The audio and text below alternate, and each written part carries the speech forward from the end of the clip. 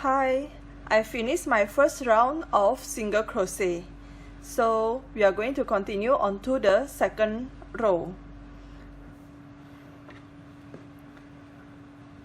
To work on the second row, we'll make a height to the second row. For single crochet, it is a chain 1, half double crochet is chain 2, double crochet is chain 3. So I'm making a single crochet on second round. I'm making chain 1. And then turn my words around, insert into both loops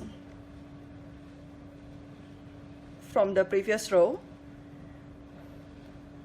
pull out the yarn over, pull out both yarns, and then to the next stitch, insert into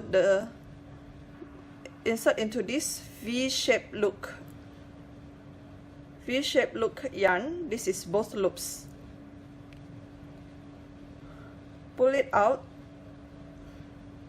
yarn over,